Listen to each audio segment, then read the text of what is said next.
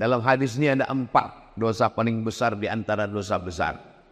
Yang pertama kata Nabi, pas disuruh saya bacakan. Karena perempuan tak boleh kita pegang kepalanya.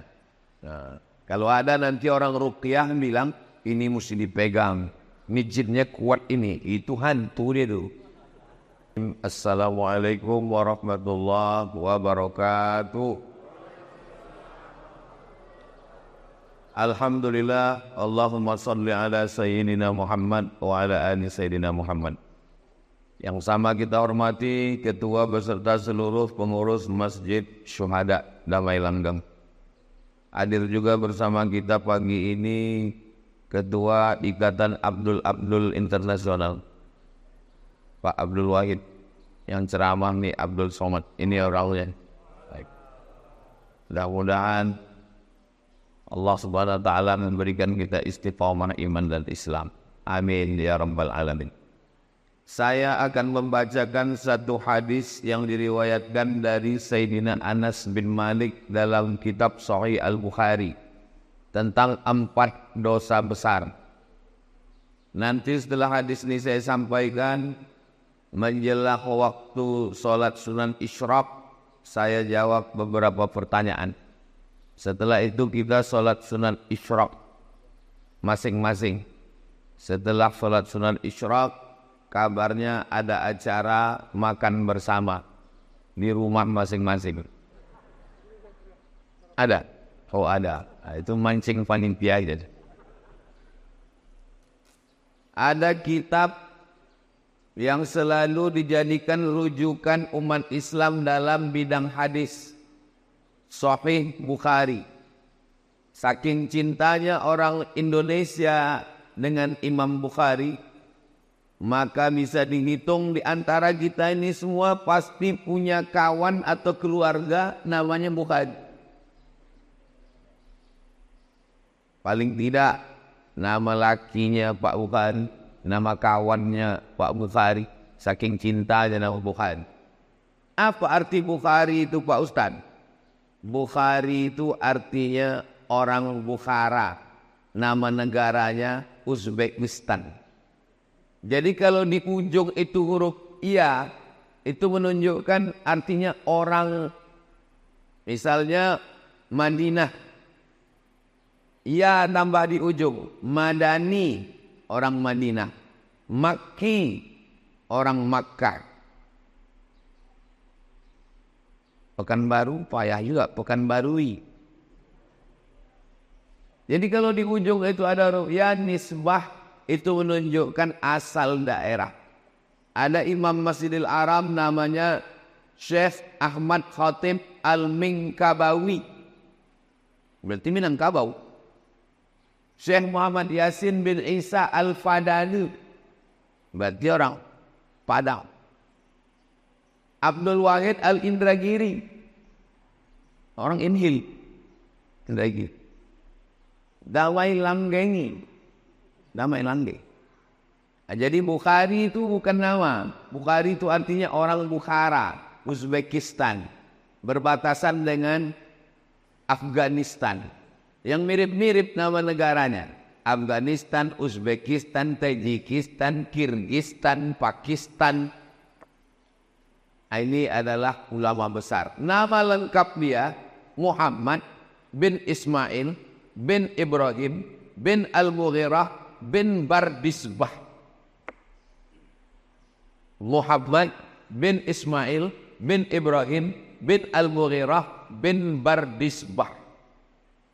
Kenapa Ustadz hafal cuman sampai Bardisbah? Karena Bardisbah ini atuknya yang kelima, mu'allab Persia masuk Islam. Dia bukan orang Arab. Jadi kalau ada orang mengatakan, saya ini Pak Ustadz tak bisa bahasa Arab, tak paham Quran karena bukan orang Arab. Imam Bukhari pun bukan orang Arab. Tapi ada yang bilang katanya Ustadz Somad orang Arab. Arab cemas. Arab maklum. Jadi Imam Bukhari ini orang Persia, atuknya mu'allab, lalu kemudian umur 16 tahun dia pergi ke kota Makkah Al-Mukarramah melaksanakan ibadah haji. Lalu kemudian dari kota Makkah dia pergi ke kota Al-Madinah Al-Munawwarah ziarah ke makam Nabi Muhammad SAW. Ketika sedang ziarah itu, sedang di Madinah, dia bermimpi berjumpa dengan Nabi Muhammad SAW. Ketika dia sedang bermimpi dengan Nabi Muhammad SAW itu, dia bermimpi dia sedang mengkibaskan kipas pengusir lalat. Lalu setelah dia terbangun, ditengok kitab takwil, makna mimpinya itu mengkibaskan kipas menghalau lalat, artinya bahwa dia membersihkan ajaran Islam dari hadis-hadis palsu. Karena lalat ini membawa bakteri kotor, najis. Maka mengkibaskan kipas menghalau lalat artinya menghilangkan hadis-hadis palsu dari ajaran Islam. Dan memang akhirnya dia menulis kitab yang isinya sahih semua. Itulah dia dikenal dengan kitab Sahih Al-Bukhari. Kenapa disebut sahih? Karena isi dalam kitab Sahih Bukhari itu tidak ada hadis dhaif, tidak ada hadis palsu, semuanya hadis sahih. Memangnya ada hadis itu yang palsu Pak Ustaz? Ada. Kasih contoh hadis palsu. Al-Bazinjan syifa'un min kulli da'. Terong obat dari segala macam penyakit. Itu hadis palsu. Siapa yang membuat? Bang jual terong. Jual terong tulat. Tapi tidak semua hadis tentang makanan itu palsu. Habbatus sauda syifa'un min kulli da'. Hambah sauda, biji-biji hitam, sekarang sudah banyak dijual dalam bentuk minyak, dalam bentuk kapsul, obat dari segala macam penyakit. Itu hadis sahih.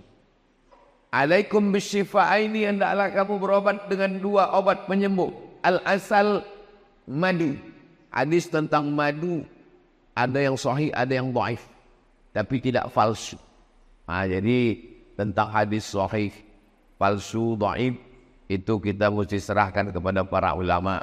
Yang paling mudah kalau beli kitab hadis, tengok di bawah statusnya hadis sahih. Berapa status hadis? 4. Yang paling tinggi sahih, di bawah sahih hasan,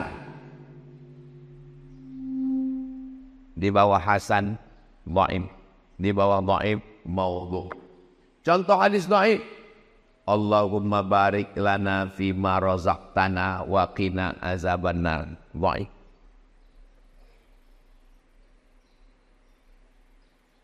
Awaluhu rahmah, awsatuhu maghfirah, akhiruhu itqun minan nar. Dhaif.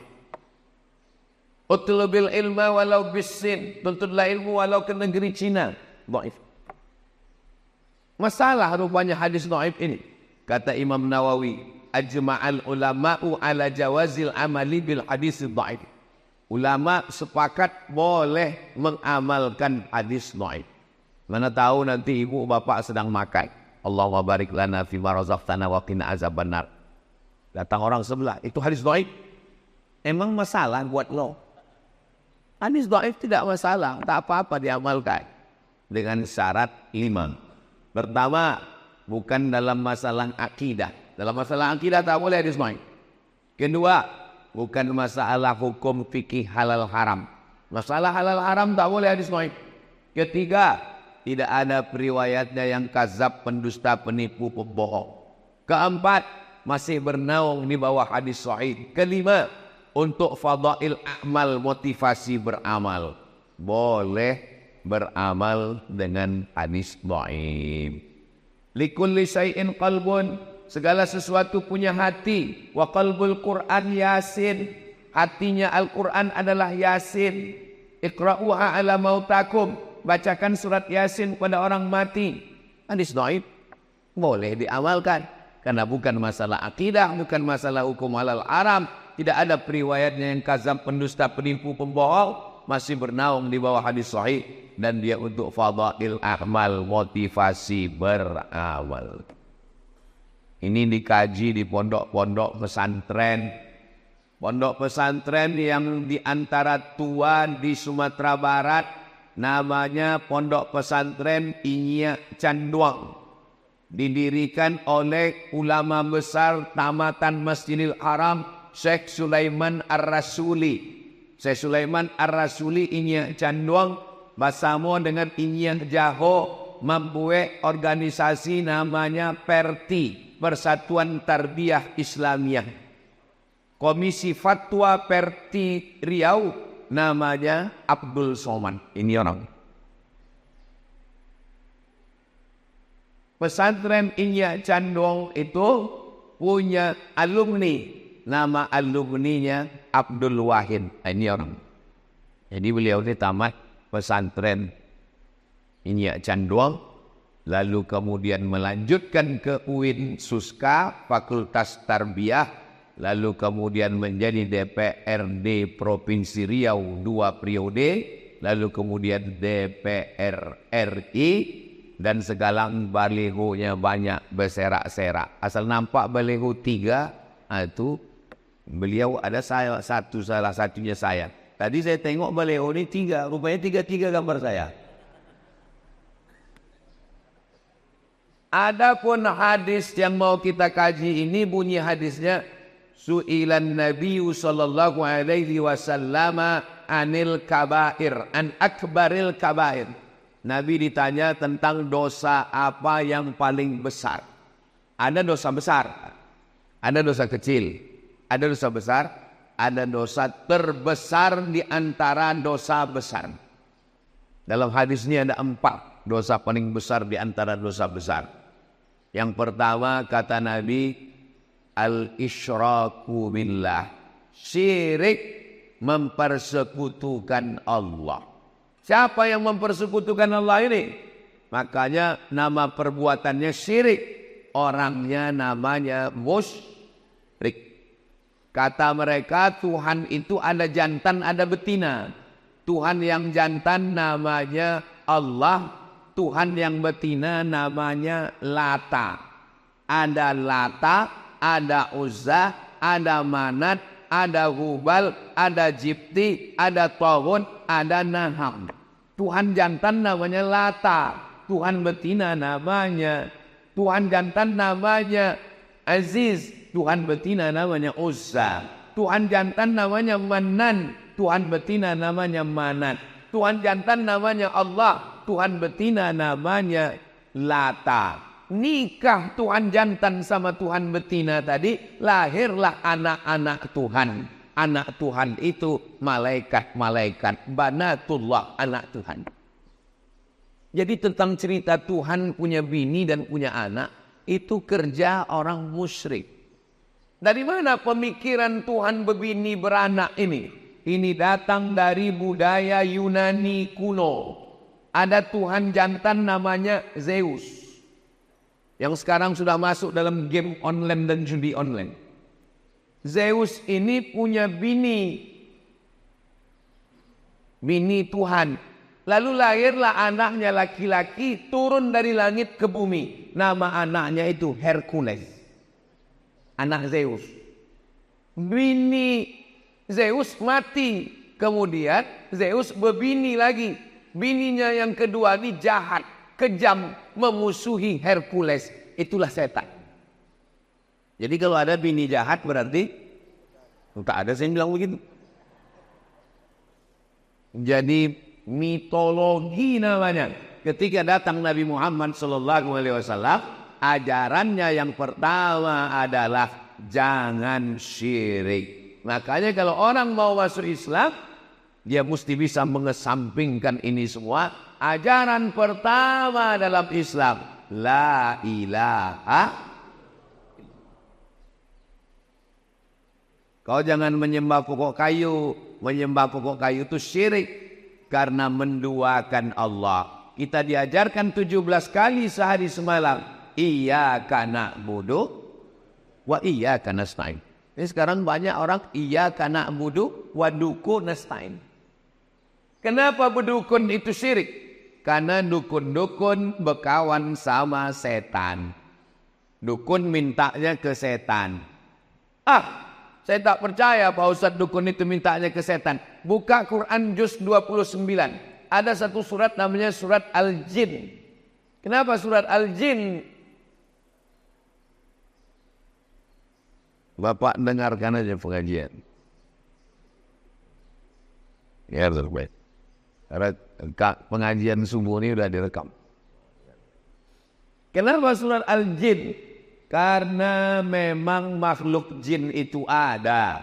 Siapa yang tak percaya kepada jin, berarti dia tidak percaya kepada surat Al-Jin. Kalau tak percaya kepada surat Al-Jin, berarti tak percaya kepada Quran. Jadi kalau ada orang mengatakan, kau jangan percaya kepada jin. Loh, memang ada dalam Quran. Yang tidak boleh itu adalah percaya bahwa jin bisa menguasai kita. Itu yang tak boleh. Karena yang berkuasa hanya Allah. La haula wa la quwwata illa billah.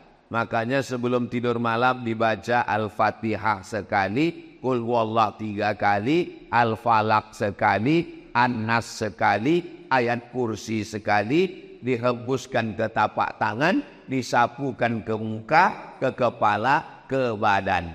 Dibacakan Fatihah sekali, Qul huwallahu 3 kali, Al-Falaq sekali, An-Nas sekali, ayat kursi sekali, dihembuskan ke air, diminumkan, dimandikan. Air yang sudah dibacakan ayat-ayat tak boleh dipakai cebok. Diminum habis. Takut saya terkencing-kencing Pak Ustaz, siramkan ke pokok bunga. Kalau terganggu yang anak gadis, yang cantik-cantik, jangan sombong. Karena tak semua laki-laki itu bisa menerima kenyataan. Nanti sakit hati dia, diganggunya pinggir jalan. Adek, mau tak nikah sama abang? Diam kau kucing kurap. Wih. Diambilnya air liur itu, dibawanya ke dukun. Dukun minta ke setan, dibacakannya mantra. Kakang telinga bosi mulut kesongkang gigi terkunci. Makan mie ayam, nampak muka jantan tuh bergelombang. Makan bakso, nampak muka dia. Pas mau makan gulai sate, nampak dia. Siang malam terbayang-bayang, makan tak kenyang, tidur tak lelap, kena pelet. Saya di rumah ada juga pelet. Pelet ikan koi. Maka anak-anak kita diajarkan membaca-baca. Bang Abdul Wahid pun perlu juga ini, tak perlu kita ajari, dia tamat pesantren. Membaca-baca. Kenapa? Tidak semua orang niat baik, dukun, santet, jin, setan, segala macam. Saya jadi Dewan Juri Musabaqah Tilawatil Quran Kabupaten Indragiri Hulu di Pematang Rebak. Pagi-pagi, pergi saya mau sarapan. Pas mau sarapan dipanggil orang. Ustaz Somad, Ustaz Somad. Ada apa? Saya bilang, tolong Pak Ustadz, ini diganggu jin. Rupanya ada anak gadis perempuan matanya. Wow. Orang itu rupanya udah membacakan ayat kursi. Jinnya tak keluar. Suruh orang itu saya membaca. Tak mungkin saya nolak. Masa LCMA nolak? Gengsi lah. Sebetulnya saya tak pernah meruqyah. Tapi karena di ruqyah.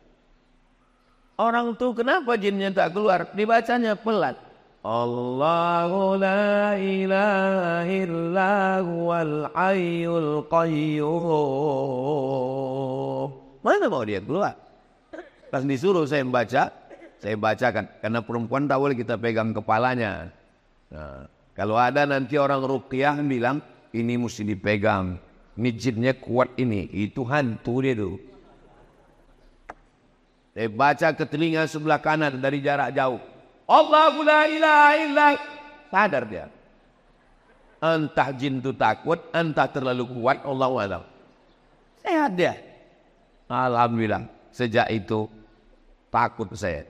Sejak itu kalau ada orang kerasukan diganggu jin, saya kasih nomor kawan saya. Hubungi nomor ini. Satu hari salah nomor, rupanya nomor BNN. Badan Narkotika Nasional.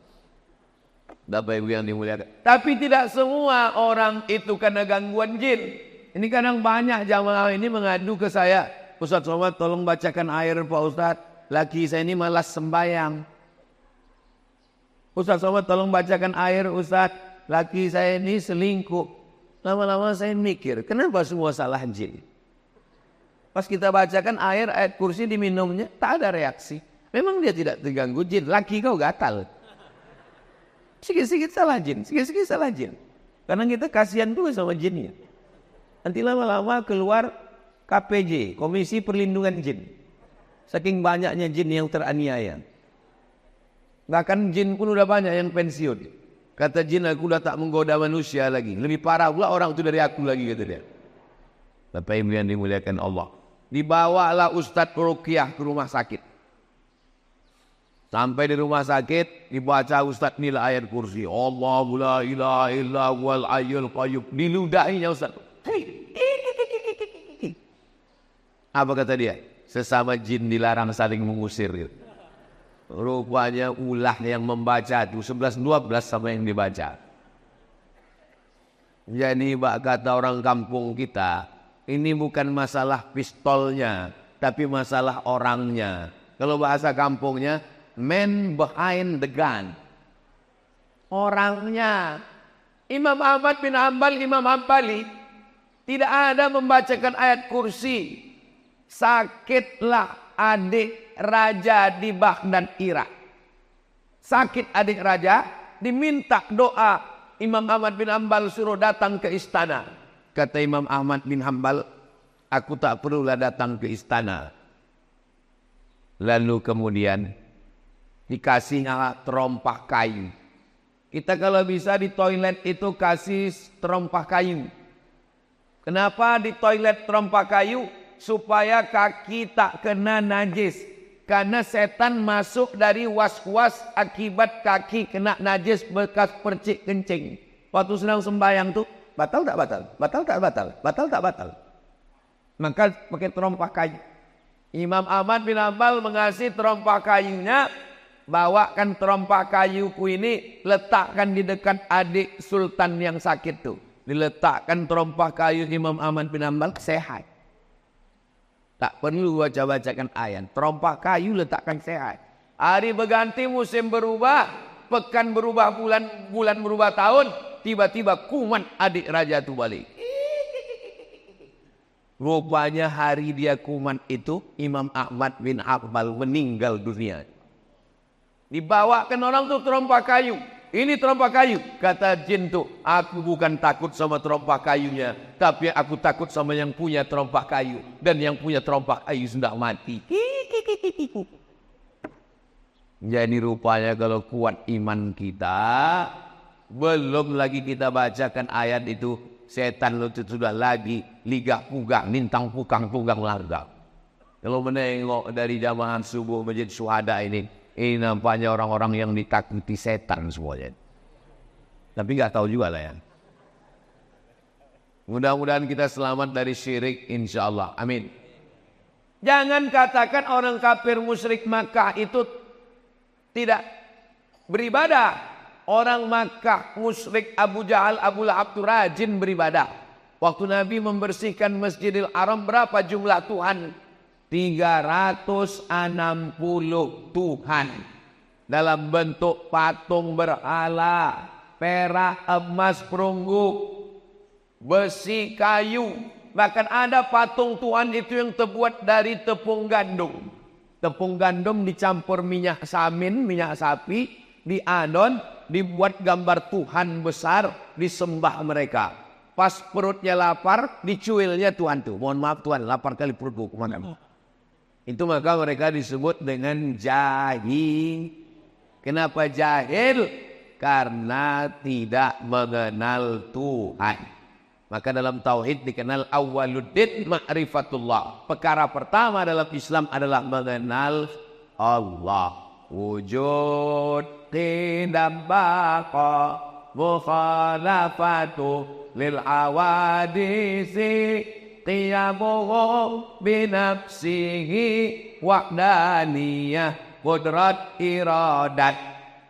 Tapi dakwah pengajian ke kampung-kampung tak sampai. Jangankan ke kampung, ke Palas aja tak sampai. Mohon maaf Ustadz Somad, tolonglah kirim Ustadz-Ustadz ke Palas nih Pak Ustadz. Tak sampai Ustadz Ikmi, Ustadz MDI dari Pekanbaru Pak Ustadz. Gas motor tuh cuma sampai di jembatan Leton. Asal sampai leton, mati mesin.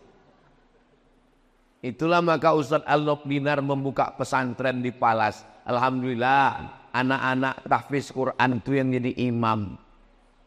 Saya tak sanggup berdakwah masuk kampung ke kampung. Yang kami masuk cuman Bagan Benio, Talang Mama, Talang Perigi, Talang Jerinjing. Itu yang kami cuman sanggup masuk. Yang bisa mengirim dai-dai ke pedalaman Riau ini adalah gubernur.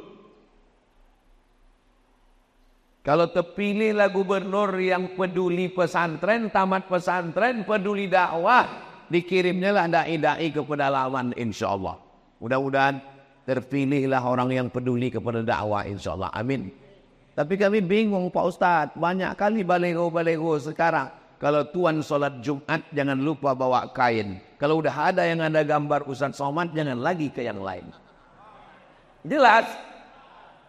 Kalau tuan pergi ke Palas jangan lupa membawa kawan. Kalau ada yang bilang tak jelas memang dia belum sarapan. Yang kedua, apa itu dosa besar?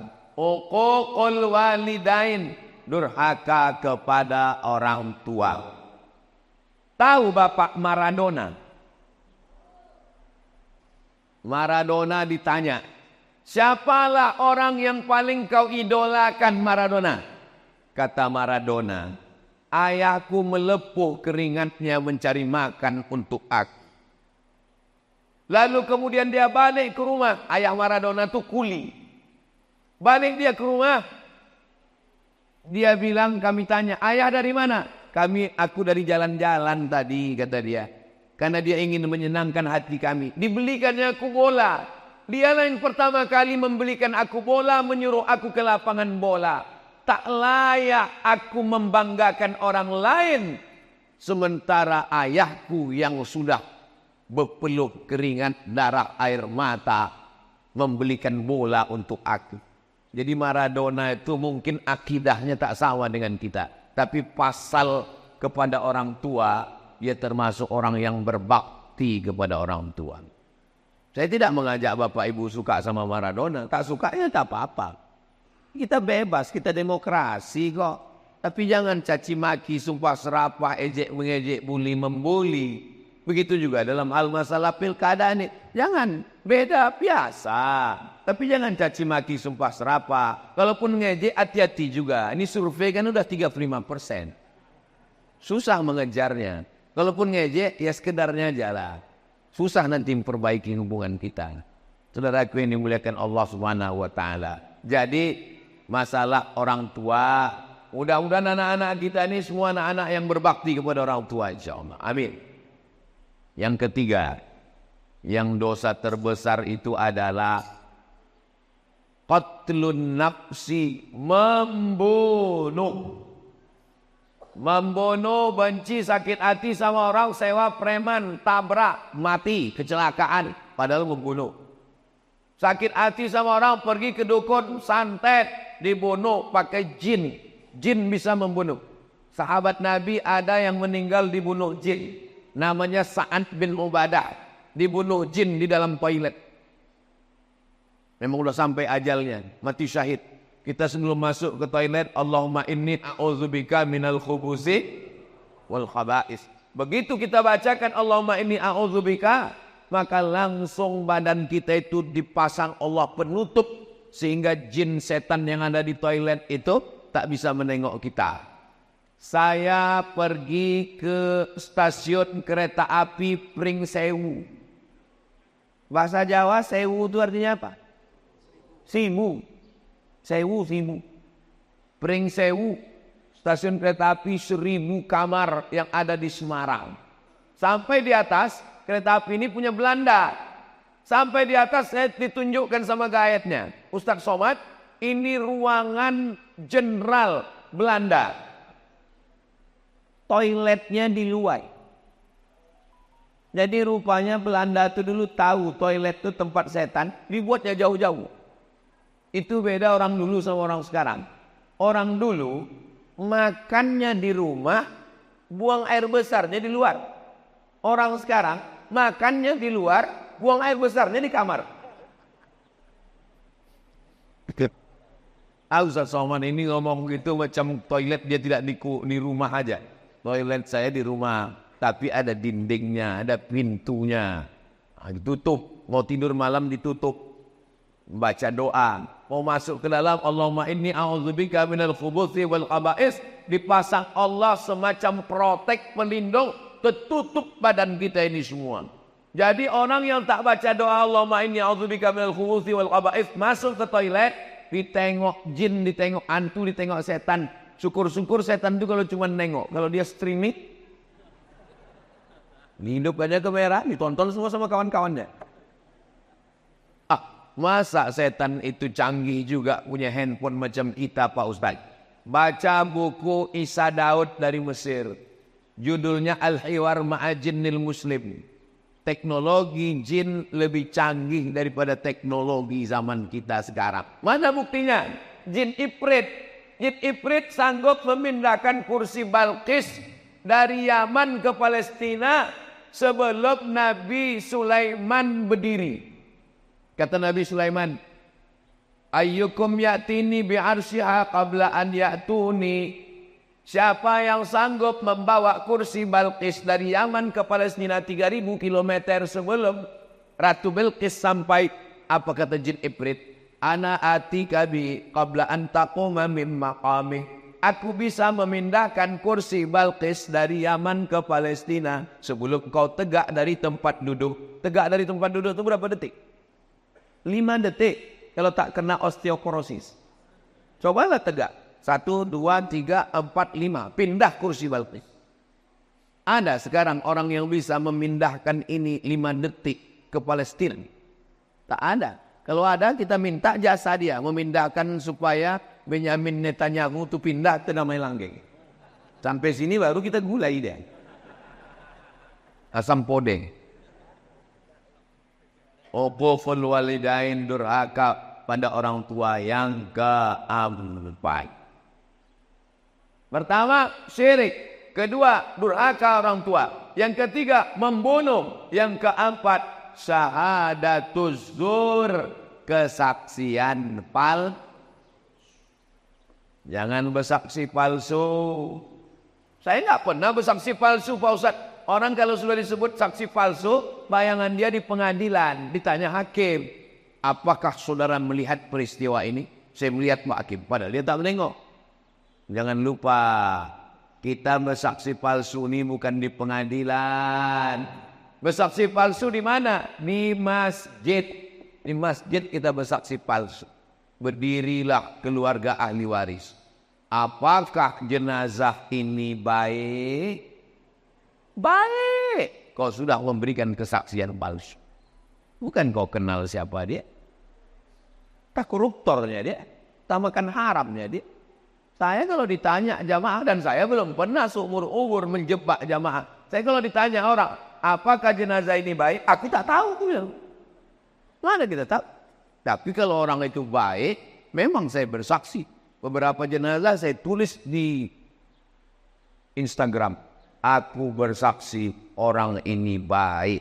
Kita bersaksi. Ada hadisnya tentang bersaksi jenazah ini, ada hadis sahihnya. Lewat jenazah. Waktu lewat jenazah, orang memuji. Dia orang baik, dia orang baik, dia orang baik. Apa kata Nabi? Antum syuhada'ullahu alal ar.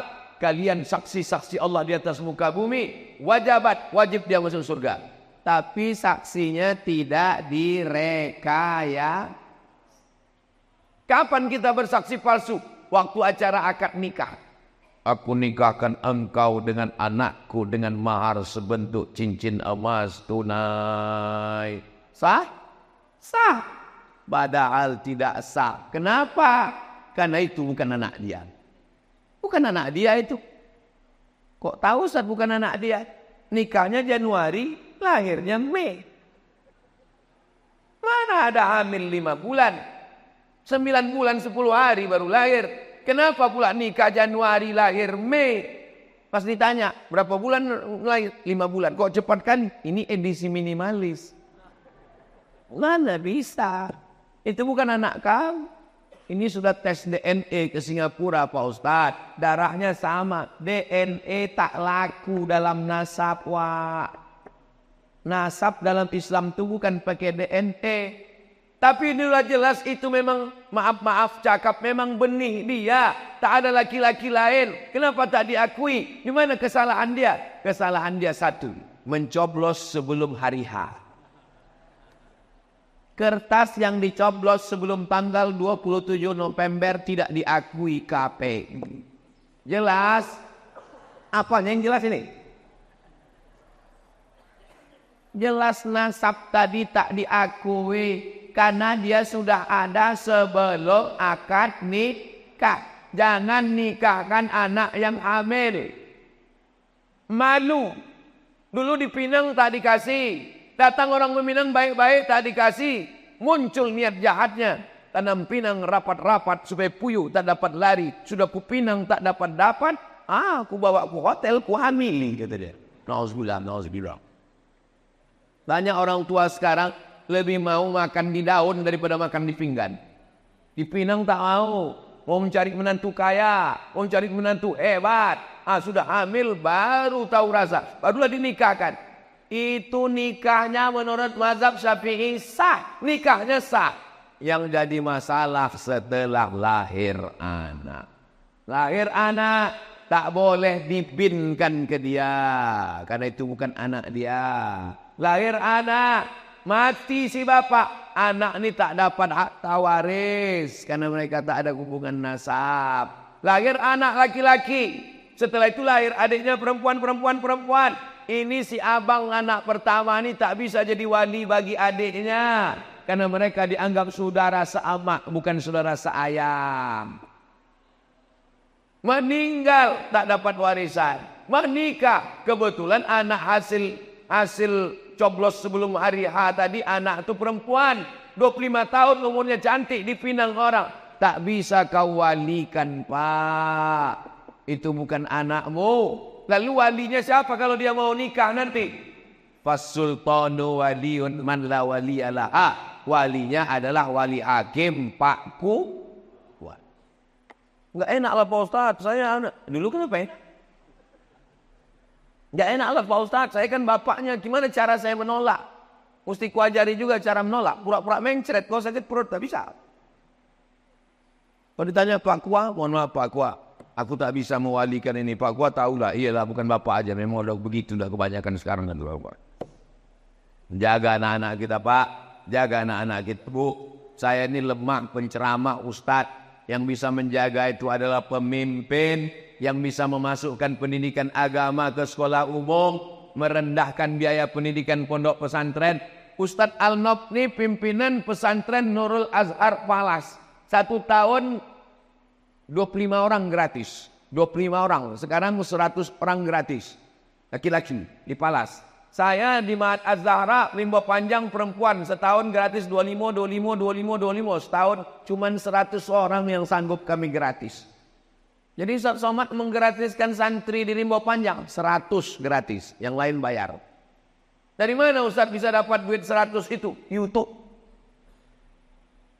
Jadi kalau ada orang memfitnah saya, memang sakit hati saya. Itu Somad itu beli mobil itu dari YouTube tuh. Itu maka bunyi knalpotnya tuk tuk tuk tuk tak tak. Semua duit YouTube itu untuk makan santri, gaji guru, beli beras, beli gulai, beli ikan, bayar listrik, bayar lampu. Tidak pernah duit YouTube ini masuk ke rekening saya. Masuk semuanya. Ustaz ku tengok keliling kemana-mana dengan Bang Abdul Wahid. Kenapa Ustaz berkeliling? Apa salahnya sesama Abdul saling tolong menolong? Ini jangan-jangan Ustaz dapat duit banyak ini Pak Ustaz. Tanya Ustaz Al-Noq. Kita punya program 20 jam.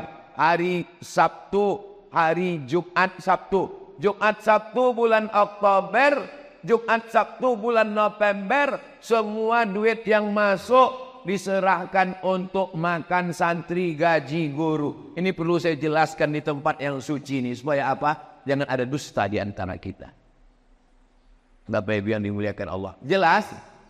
Bahasanya jelas. Tak terasa waktu ini berlalu. Sudah habis waktu sholat sunat isyraq masuk. Padahal tadi saya bilang jawab pertanyaan. Rupanya kalau kita ceramah di tempat orang yang hatinya bersih itu, Tak terasa waktu itu berlalu. Saya pernah ceramah di tempat orang yang hatinya suntuk. Lama kali terasa tauhid. Kapan itu Pak Ustaz? Waktu acara buka bersama. Oh gini loh orang tuh. Selesai tausiah, mohon maaf Pak Ustaz, saya mohon maaf Bapak Ibu, saya tadi waktu tausiah itu lama kali saya rasa, saya bilang. Kata jamaah itu kami yang mendengar lebih lama lagi Pak Ustaz. Saya jawab dulu ini dulu, habis saya jawab baru kita sholat sunat isyraq 2 rakaat. Saya seorang muslimah sudah tak muda lagi, usia 35 tahun. Masalah umur ini bukan masalah angka, Besti. Umur ini masalah rasa. Saya nih rasa saya sekarang rasa 27 aja. Beberapa bulan yang lalu datang seorang laki-laki berusia 28 tahun. Ingin menjalani hubungan serius dengan saya. Kalau memang dia serius, jangan cuma berani bawa mawar, tapi berani bawa mahar. Saya selidiki laki tersebut ternyata pekerjaannya seorang pembeli berondolan sawit. Mantap. Dan dia mau sholat tapi belum 5 waktu. Tambah.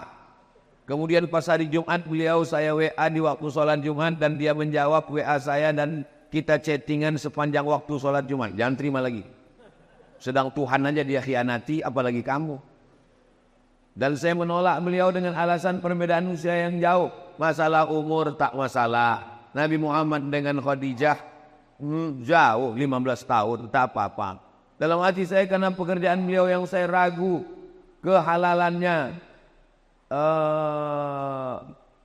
Yang jadi pertanyaan, ini curhat banyak kali nih. Apa pekerjaan sebagai pembeli berondol itu halal? Jual belinya sah, pekerjaannya halal. Selama tidak ada unsur tipu, tidak ada unsur kazib bohong, tidak ada unsur zulm aniaya, maka jual beli berondol sah. Apakah saya salah mendosa karena telah menolak sinyal jodoh dari Allah di usia saya? Istikharah. Masalah dia tak sembahyang Jumat udah kena pancing sekali kasih tahu. Bang, kemarin kita chatting hari Jumat tuh, kenapa kau chatting terus? Berarti kau tak sembahyang Jumat. Dek, sebetulnya abang musafir. Oh, tak boleh kita sembarang tuduh. Mudah-mudahan dia sholat. Kalau dia mau bagus, terima dia dengan baik. Mudah-mudahan jadi keluarga yang sakinah mawaddah warahmah, insyaallah. Amin ya rabbal. Mana? Makin-makin kecil tulisan ini, Ustaz. Anak saya mondok di Mojokerto. Dari tahun kemarin kelas 1 SMP. Dari pertama masuk anak sudah diganggu oleh jin. Anak saya tetap bertahan dan selalu beberapa bulan kuku anak saya dicabut satu persatu oleh jin ini. Anak saya sering pulang hampir 1 tahun begitu terus, Ustazah. Anak saya suruh pindah pondok, tidak. Saya mau bingung, akhirnya kenalkan kelas 2 SMP, loh kok ini dicabut lagi kukunya. Oh berarti ini jin PKI ini. Suka mencabut kuku. Kalau suka mencabut alis mata, itu jin perempuan. Dan suka mencabut alis. Setiap saya carikan tombol ke ustadz jawabannya yang selalu menakutkan. Saya kasih nomor Ustadz Faizar, spesialis jin. Nanti minta ke Ustadz Alnob ya. Saya tak berani nge-share nomor dia, nanti terganggu dia. Nanti saya kasih ke nomor Ustadz Alnob, Ustadz Faizar. Saya buat biar tak susah mencari nama Ustadz Faizar ini, saya buat di sini Ustadz Jin. Ustadz Jin. Tengok Ustadz Jin. Itu Ustadz. Kasih ke ibu nih nama Ustadz Faizar Jin.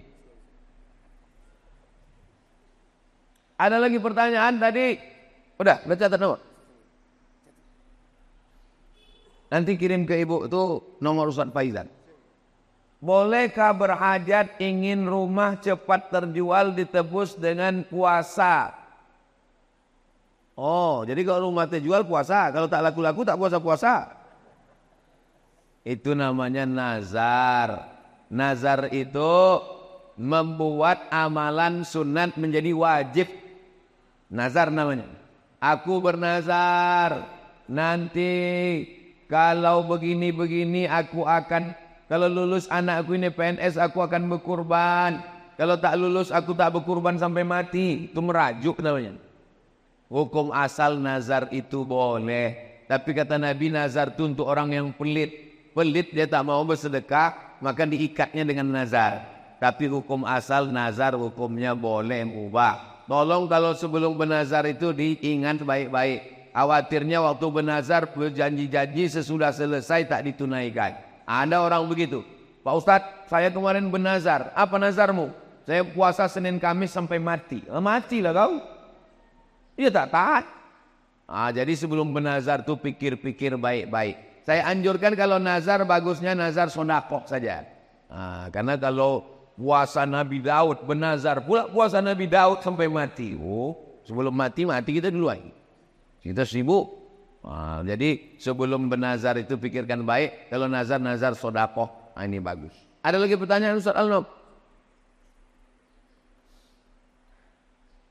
Apakah cerita Sa'ban dan Sa'labah itu termasuk hadis palsu Pak Ustaz?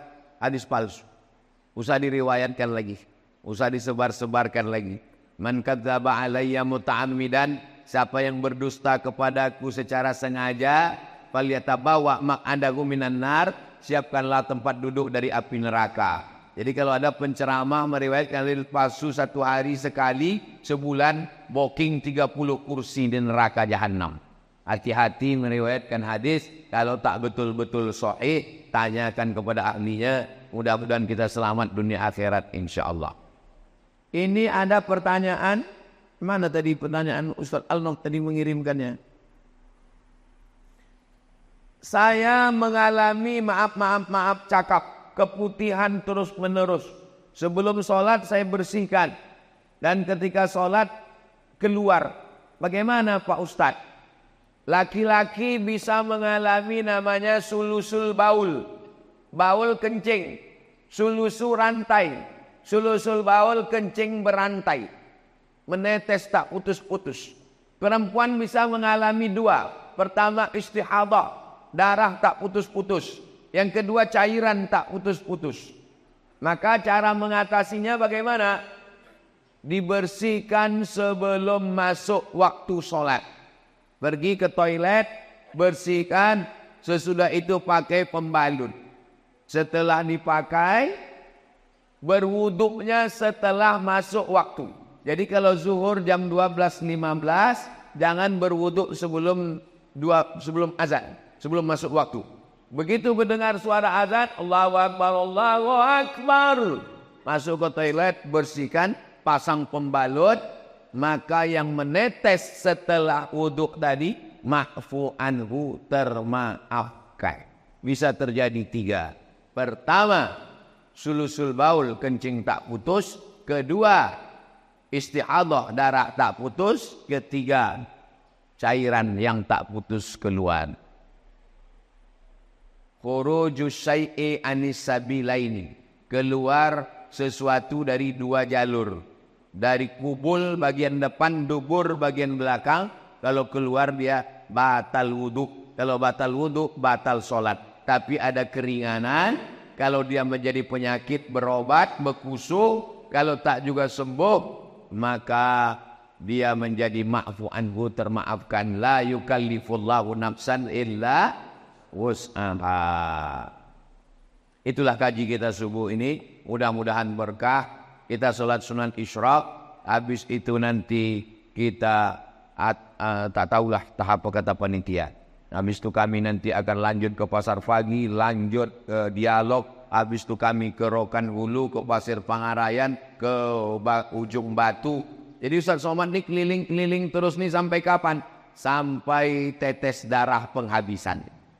Tanggal 27 November, hari Rabu, jam 12 siang, tutup TPS, barulah selesai. Ala hazihin niyah al-Fatihah. A'udzubillahi minasyaitonirrajim. Bismillahirrahmanirrahim. Alhamdulillahirabbil alamin. Arrahmanirrahim. Maliki yaumiddin. Iyyaka na'budu wa iyyaka nasta'in. ihdinas siratal mustaqim siratal ladzina an'amta 'alaihim ghairil maghdubi 'alaihim waladdallin amin. Allahumma salli ala sayyidina Muhammad wa ala ali sayyidina Muhammad.